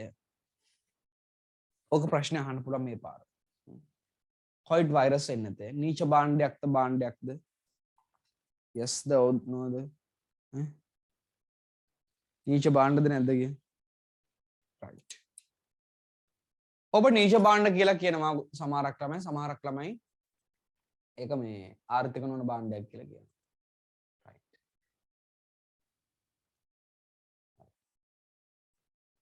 මම අහන ප්‍රශ්නේ ඔබගේ එක ප්‍රශ්නයක් අහන නීච භාණ්ඩ කියන ළමයින්ගෙන් හරිද? හරිද? මම නීච භාණ්ඩ පිළිබඳව ළමයි කියනවනම් අපි අහන්න ඕන එක දෙයයි. right. හරි. ඔක කොවිඩ් වෛරස් එන්නත නීච භාණ්ඩ කියනවනම් මම ඔබෙන් අහන ප්‍රශ්නය. ළමයි. ඔබට කොවිඩ් එන්නත දෙනවා කිව්වහම ඔබ කිව්වද ඕක අනේ මට නම් එපා. නිකන් දුන්නත් ගන්න ඔයා. අනේ මට නම් එපා නිකන් දුන්නත් එපා. එහෙම කිව්වද? පෝලිං වල ඉඳන් ගහගත්තේ නැද්ද ළමයි මිනිස්සු? ළමයි ඔයා පෝලිං වල ගින් හිටියද? අනේ මට එපා ඕක. ඔයාම තියාගන්න කියලා ගෙදරට වෙලා හිටියා. ගහගත්තා. බහුතරය ළමයි පෝලිං වල ගින් කොවිඩ් වෛරස් එන්නතේ ගහගත්තා. ඉතින් එහෙම දෙයක් කොහමද ළමයි නීච භාණ්ඩයක් කියන්නේ? ළමයික භාණ්ඩයක්. ඒක උපයෝගීතාවයක් සහිත භාණ්ඩයක්. මිනිස්සු බේරෙන්න ගැහුවා ඒක. වෛරසය ඇත්තරම ළමයි පාලනය කරාම එන්නත මගේ. අන්න. රයිට්. ඒක නීච භාණ්ඩයක් වෙන්නේ නැහැ. කොවිඩ් වෛරසය කියන එක නීච භාණ්ඩයක්. හැබැයි ඒකට තියෙන එන්නත ළමයි නීච භාණ්ඩයක් වෙන්නේ නැහැ. ඊළඟ එක. කුණු කසල දමන බඳුනක්. භාණ්ඩයක්ද නීච භාණ්ඩයක්ද? කුණු කසල දමන බඳුනක් භාණ්ඩයක්ද නීච භාණ්ඩයක්ද? ඒක භාණ්ඩයක් නම් නීච භාණ්ඩයක් නම් yes කියන්නේ. භාණ්ඩයක් නම් no කියන්නේ කියන්නේ. නීච භාණ්ඩයක් නෙවෙයි නම් no කියන්නේ. no. right. හරියටම හරි. ළමයි කුණු කසල දමන බඳුනක් නීච භාණ්ඩ වෙන්නේ නැහැ. right. වා සල්ලි දීලා නම් ළමයි ඒක ගේන්නේ නේ. හරි. හැබැයි කුණු කසල නීච භාණ්ඩයක්. හැබැයි කුණු කසල දමන බඳුනක් නීච භාණ්ඩයක් වෙන්නේ නැහැ. ඔබ සල්ලි දීලා භාණ්ඩ ගේන්නේ. හරි. ඒක වැරදිට වටහා ගන්න එපා. ඊළඟ එක අපි හිතමු වල් පැලෑටි කියන එක නීච භාණ්ඩයක්ද භාණ්ඩයක්ද? වල් පැලෑටි කියන එක නීච භාණ්ඩයක්ද භාණ්ඩයක්ද? yes ද නීච භාණ්ඩයක් නම් yes කියන්නේ. වල් පැලෑටි කියන එක right. වල් පැලෑටි කියන එක නීච භාණ්ඩයක්. වල් පැලෑටි නාශක නීච භාණ්ඩයක්ද yes ද ඔව්ද? yes ද ඔව්ද නේ? yes ද no ද නීච භාණ්ඩයක්ද නැද්ද? වල් පැලෑටි නාශක වල් පැලෑටි නාශක කියන එක නීච භාණ්ඩයක් නෙවෙයි. දැන් ට්‍රක් එකට ඇවිල්ලා තියෙන්නේ නේ. වල් පැලෑටි නාශක ළමයි අපි සල්ලි දීලා නෙගෙන්නේ අර බෙහෙත් ගන්නවා කියලා ගහන්නේ නේ. අපි සල්ලි දීලා ගෙනලා ගන්නවා. බෙහෙත් කියන්න පුළුවන් දෙයට නේ. අන්න. වල් පැලෑටි වස වලට බෙහෙත් කියන්නේ. වල් පැලෑටි නාශක කියන දේවල් ළමයි නීච භාණ්ඩයක්. වල් පැලෑටි නාශක කියන එක දේ වල් පැලෑටි කියන එක නීච භාණ්ඩයක්. හැබැයි වල් පැලෑටි නාශක කියන දේ භාණ්ඩයක්. ඔය නීච භාණ්ඩ තවදුරටත් ගිහින් බැලුවොත් ළමයි අපි ඔක ඇතුළට ගිහින් බැලුවොත් ඔක මේ නීච භාණ්ඩයක් වෙන අවස්ථාත් පොඩි තැන් දෙක තුනක් තියෙනවා. තාම විභාගෙදී ඔය ගැඹුරෙන් අහුවේ නැහැ. මෙහෙම. මම ඔකට උදාහරණ දෙක තුනක් කියන්නම්. ඔබ දැකලා තියෙනවා නේද ළමයි? පරණ බෝතල් පත්තර එකතු කරන්න එනවා. ඒකට පරණ බෝතල් අරව මේවා ළමයි ඇත්තටම නීච භාණ්ඩයක්. ඒවා ළමයි කරදරයක් කුණු. ඒ කියන්නේ ඒවා විසි කරලා දාලා තියෙන්නේ. යකවර පොඩි පොඩි යකඩ කෑලි ඒවා. හැබැයි ළමයි ඒවා ඔබට නීච භාණ්ඩයක් වුණාට ඒවා ගන්න එනවා ළමයි මිනිස්සේ. එයාට ඒක භාණ්ඩයක්. right. ඉස්සර ළමයි අර ඔය කියන්නේ නේ අර මේ පරණ රෙදි එකතු කරන්න ආවා කියලා. පරණ රෙදි එකතු කරන්න ආවා කියලා. එතන මේ පරණ රෙදි එකතු කරන්න එද්දි ළමයි. ඒ පරණ රෙදි ළමයි ඔබට නීච භාණ්ඩයක්. ඔබට ප්‍රයෝගිතාවයක් නැහැ. ඔබ ඒව අයින් කරලා තියෙන්නේ. හැබැයි ඒ රෙදි ටික ළමයි අර පරණ රෙදි ගන්න වෙන මනුස්සයට ඒක ප්‍රයෝගිතාවයක් තියෙන්න පුළුවන්. එයාට ඒක භාණ්ඩයක් වෙන්න පුළුවන්. ඔබ ළමයි ජංගම දුරකථනයක් කැඩිලා අයින් කරලා දාලා විසි කරලා දාලා තියෙනවා. අනේ මල කරදරේ මේක වැඩක් නෑ. නීච භාණ්ඩයක්. හැබැයි කවුරු හරි ඒක අරන් යනවා ළමයි හදලා මොකක් හරි ගේමක් ගහගන්න. එයාට ඒක භාණ්ඩයක් වෙන්න පුළුවන්. right. ඉතින් ළමයි මතක තියාගන්න මේ අර එන මිනිස්සයා කියන්නේ චේතනාවන්ව සමහරක් විට භාණ්ඩයක් වෙන්න පුළුවන්. එච්චර ඇඩ්වාන්ස් කරලා අහලා නැහැ. ඔඩම පොඩ්ඩක් එහාට ගිහින් කිව්වේ ඔය පරණ රෙදි ඇඳුම් එහෙමනේ. මිනිස්සු ඉස්සර හිටියනේ. ඒවා ගන්නවා. right. ඒවා ඒ නිසා මේ මිනිස්සුන්ට එක භාණ්ඩයක් වෙන්න පුළුවන්. ඔබට නීච භාණ්ඩයක් වුණාට. එහෙනම් උත්තරේ ළමයි අපිට පළවෙනි එක ගන්න පුළුවන් වර්ෂාව කියන දේ සහ වර්ෂාව සහ නීච වර්ෂාව සහ රෝගකාරක විස බීජ. right. රෝගකාරක විස බීජ. හරිද? අපි යන්නේ ඒකට තමයි. මොකක්ද? ආර්ථික නොවන භාණ්ඩයක් සහ නීච භාණ්ඩයක් වෙන්නේ. right. මෙහෙමයි. අර බෝතල් පත්තර වලට ළමයි අපි ඒ ටික දීලා අපි එහෙම රැස් කරන් ඉන්නවා. බෝතල් පත්තර ටික රැස් කරන් ඉන්නවා. මේක බෝතල් පත්තර එකතු කරන මිනිස්සෙක් ආව සල්ලි දීලා ගන්න පුළුවන්. එහෙම වුණොත් ළමයිව නීච භාණ්ඩ වලට වැටෙන්නේ නැහැ. ඇයි? මම හිතන් ඉන්නේ ඒ ටික මට වදයක් නෙමෙයි. ඔබ ළමයි හැමදෙස්සම හිතන්නේ. ඔබට මේක වදයක් නම් තමයි නීච භාණ්ඩ වෙන්නේ. එපා න. ඔබ හැබැයි මේක රැස් කරන්නේ මාර ආසාවෙන්. මේ ටික අපි හංගල තියා ගන්නවා. කාටවත් ගෙඩියන්න දෙන්නේ නැහැ. හරි. ඒ ටික ළමයි විකුණලා සල්ලි ගන්නවා නම් ඒක භාණ්ඩයක්. හරි. ඒව නීච භාණ්ඩ වෙන්නේ නැහැ. හරි. ඒතර දැන් ඔය ළමයි තව ප්‍රශ්නයක් ඇහුවා මේ පරගායනික වෛරස් ගන්න බැරිද නීච භාණ්ඩ විදිහට? අනිවාර්යෙන් ගන්න පුළුවන්. පරගායනික වෛරස් කියන එක ළමයි අනිවාර්යෙන් නීච භාණ්ඩ. right. හරිද? පරගායනික වෛරස් කියන එක. හරි. එතකොට ළමයිට ප්‍රශ්නයක් එන්න පුළුවන් මත්පැන් කියන එක නීච භාණ්ඩයක්ද? ළමයි මත්පැන් කියන එක නීච භාණ්ඩයක්ද? අපි මේ කතා කරා. රාජ්‍ය ආර්ථික පාඩමේදී. මත්පැන් කියන්නේ නීච භාණ්ඩයක්ද? මේක ළමයි අවගුණ භාණ්ඩයක්. අවගුණ භාණ්ඩයක්. ඒ කියන්නේ මේකේ ගුණයක් නැද්ද? අපි මේකට ගුණයක් නැති නිසාද ළමයි අවගුණ භාණ්ඩ කියන්නේ? නෑ. ළමයි අවගුණ භාණ්ඩයක් කියන්නේ මොකද්ද? ඒ කියන්නේ ළමයි බාහිර පාර්ශ්වයට ඍණ නැත්නම් අපි කියනවා ඍණ බාහිරතා සහිත භාණ්ඩ. මේවා බිව්වට පස්සේ ළමයි බීලා කෑ ගහද්දි බාහිර පාර්ශ්වයට එපා වෙනවා. කණක් කෑලින්නේ නෑ. අන්න මේවා ඍණ බාහිරතාවයක් තියෙනවා. right. ළමයි කාරණස පහ උත්තරේ වෙන්න බැරිද? පහ මොකද්ද? අන්න හොඳ ප්‍රශ්නයක්. ඔර්ලෝසු කණුවක් කියන එක ආර්ථික භාණ්ඩයක්ද ආර්ථික නොවන භාණ්ඩයක්ද? මට කියන්න කරුවල්. ඔර්ලෝසු කණුවක් ආර්ථික භාණ්ඩයක්ද ආර්ථික නොවන භාණ්ඩයක්ද? ඒක තර්කයක් නේ. මේක හදන්න ළමයි සම්පත් භාවිතා කරා. ඒක නිසා ආර්ථික භාණ්ඩය. මම දන්නවා ඔබ මට මේක තර්ක කරන තැන. ඔබ මට තර්ක කරන්නේ මේක මේ ආවස්තික පිරිවැය ශූන්‍ය වෙන කියන තැන. මම කියන්නම්. ළමයි දෙන්නේ ආවස්තික පිරිවැය ශූන්‍ය කියන්නේ භාවිතයේදී ආවස්තික පිරිවැයක් නැහැ කියන එක. මිසක් තැනීමේදී ආවස්තික පිරිවැයක් නැහැ කියන එක නෙමෙයි. මේක තනන්න දරුව ආවස්තික පිරිවැයක් ගියා. ඔර්ලෝසු කණුව හදන්න මිනිස්ශ්‍රමය ගියා. ඔර්ලෝසු කණුව හදන්න සිමෙන්ති ගියා. ඔර්ලෝසු කණුව හදන්න අපිට වෙනත් පිරිවැය ගියා. මේකට හිඟ සම්පත් භාවිතා කරා. එහෙනම් මේක තරගයක් නෙවෙයි මේක ආර්ථික භාණ්ඩයක්. ඇයි එහෙනම් ඕක අර ආවස්තික පිරිවැෂුවන අවස්ථාවේදී කියන්නේ? එදින්ද කියන්නේ දරුවෝ මේක භාවිතා කිරීමේදී ආවස්තික පිරිවැයක් නැහැ කියන එක. ඔබ ඔර්ලෝසු කණුවෙන් වෙලා බැලුවා කියලා මෙහෙම ආවස්තික පිරිවැයක් නැහැ. තව කෙනෙකුට වෙලා බඩීමේ ඉඩකඩ අවස්ථාව අහිමි වෙලා යන්නේ නැහැ. ඔයාක ගලවන් ඔර්ලෝසු කණුවෙන් වෙලා බලලා ඒක ගලවන් ගෙදර ගෙනියන්නේ නැහැ නේ ළමයි. බැලුවා ගියා. 100කට උනත් බලන්න පුළුවන් 1000කට උනත් ඔර්ලෝසු කණුව වෙලා බලන්න පුළුවන් ප්‍රශ්නයක් නැහැ. භාවිතයේදී අවස්තික පිරිවැයක් නැහැ. මෙහෙම වුණා කියලා ඒක ආර්ථික නෝන බණ්ඩයක් වෙන්නේ නැහැ. මේක ළමයි අපිට නිෂ්පාදනය කරන්න මේක හදන්න අපිට පිරිවැයක් ගියා. මම හිතනවා ඒක තේරෙන්නේ නැති කියලා. ළමයි ඔබට මේ අපේ MCQ පන්තිය සමග සම්බන්ධ වීමට අවශ්‍ය නම් ඔබට මේක පන්ති ආරම්භයේදීත් කිව්වා. ඔබට පුළුවන් පල්ලෙහා තියෙන Telegram link එක අනුව Telegram group එකට ගිහිල්ලා සම්බන්ධ වෙන්න. ඊට පස්සේ ඒකේ ඔබට මේ පොත ගෙදරටම නිවසටම ගෙන්න ගන්න පුළුවන්. right මේක සම්පූර්ණ නොමිලේ පැවැත්වෙන සාකච්ඡාවක්. සතියට දින 4ක් උදේ 6 සහ 7යි කාල 7:00 වෙනකම් මේක කරනවා. අපි සෑම පාඩමකටම MCQ 50 ගානේ මේ අපි කතා කරන 12 වසරේ පොත MCQ 300ක පොතක් ඔබට නිවසටම ලබා දීලා තියෙනවා දැන්ටමත්. ඔබට තවමත් ඒක නිබන්ධනය ලබා ගැනීමේ හැකියාව ඔබට තියෙනවා.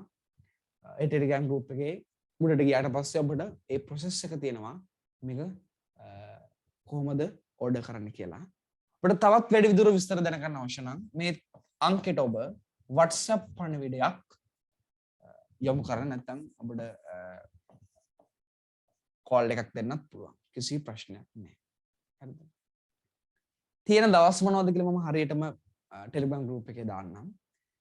හරිද? එහෙනම් අපි ඉවර කරන්න කලින් මට දාන්න ළමයි 10න් කීයක් හරිද? හරිද? මම ඔබට දුන්නා මේක කරලා කරන් ඉන්න කියලා කාලයක්. මම ඉස්සරම 10න් කීයක් හරිද කියලා දාන්න. 10න් 10ම හරි. 10න් 10ම හරි. 10න් 8යි 9යි 10යි 10යි 10යි. මට ඇත්තටම සතුටුයි කාටවත් 8ට අඩුවෙන් නැහැ. දැනට මට දීපු මේ උත්තර අනුව. ඒ නිසා එකක් වැරදුනා 8ක් හරි. රයිට්. ඒ නිසා හොඳයි. මේ ආරම්භය අපි මේක ළමයි අපි ඉහෙලටම ගෙනියමු. අපි MCQ ටික ප්‍රැක්ටිස් කරමු. ඒතර තව දවස් 3කින් මේ සියල්ලම ඉවර වෙනවා. MCQ 50ම. දවස් 2කින්. ඒතර ඔබට පුළුවන් ළමයි අර මම කියපු විදිහට පාස් පේපර් ටික කරන්න. රයිට්. මේක රෙකෝඩින් එක අපි අප්ලෝඩ් කළා ඔබට දාන්න. බලම් ගැටලුකාරී තත්ත්වයක් තියෙන මට මේ දුරකථන අංකයට කෝල් එකක් දෙන්න පුළුවන්. ඔබට වැඩි දුර විස්තර දැනගන්න නම් මේ MCQ පන්ති පිළිබඳව ළමයි ඔබට MCQ ටික අනිවාර්යෙන් කොට දාගන්න පුළුවන්.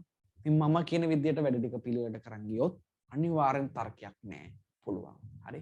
එහෙනම් අපි ඊළඟ දවසේ හමු වෙන බලාපොරොත්තු වෙන්නේ අපි අදට සමුගන්නවා. එහෙනම් පරිස්සමෙන් ඉන්න ඕන ළමයි මේ වැඩ ටික කොට දාගන්න. එහෙනම් සියලුම දෙනාට පුස්සරණයි.